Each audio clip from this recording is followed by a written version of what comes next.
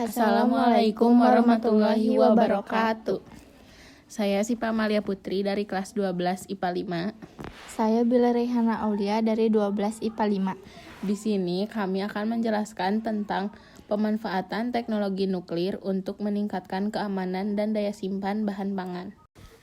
Teknologi nuklir adalah suatu teknologi yang berbasis pada pemanfaatan energi yang dibebaskan dari suatu inti atom dalam bentuk radiasi.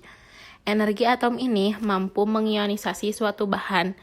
Karena kemampuan tersebut, maka energi yang dibebaskan dari suatu atom atau nuklida disebut energi inti atau energi nuklir yang memiliki karakter atau sifat sebagai radiasi pengion.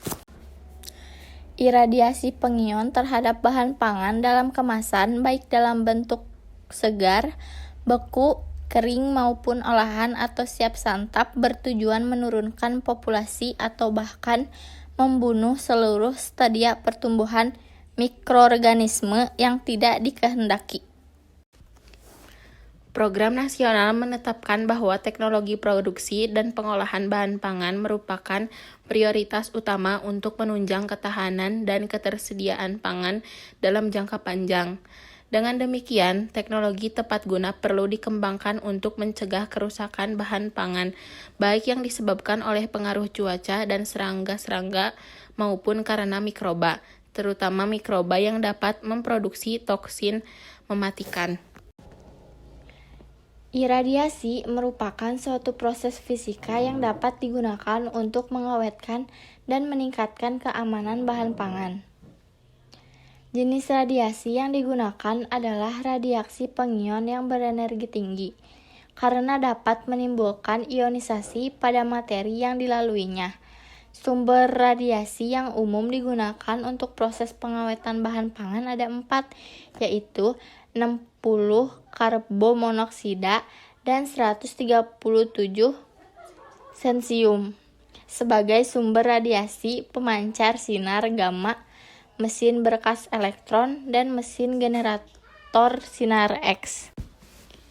Dengan menggunakan batas dosis iradiasi dan batas energi maksimum untuk keempat sumber tersebut, maka bahan pangan yang diawetkan dengan iradiasi tidak menjadi radioaktif 12, 15, dan 16. Sinar gamma merupakan bagian dari spektrum elektromagnetik yang tidak menyebabkan terbentuknya reaksi inti. Energi yang dihasilkan oleh sumber radiasi dapat dimanfaatkan untuk tujuan 1. Menghambat pertunasan dan pematangan, membasmi serangga dan tujuan karantina. 2. Membunuh mikroba patogen dan membunuh seluruh jenis bakteri yang ada. Dengan demikian, teknologi iradiasi dapat digunakan untuk mempertahankan mutu bahan pangan di dalam kemasan yang baik selama penyimpanan. Di Indonesia, penelitian makanan iradiasi sudah dimulai sejak tahun 1967 dan penerapan teknologi makanan iradiasi memperlihatkan perkembangan yang sangat menggembirakan. Makanan iradiasi telah diproduksi secara komersial meskipun hanya terbatas untuk kebutuhan ekspor ke berbagai negara di Eropa, Amerika, dan Timur Tengah. Iradiasi bahan pangan di Indonesia dilakukan berdasarkan Peraturan Menteri Kesehatan Republik Indonesia.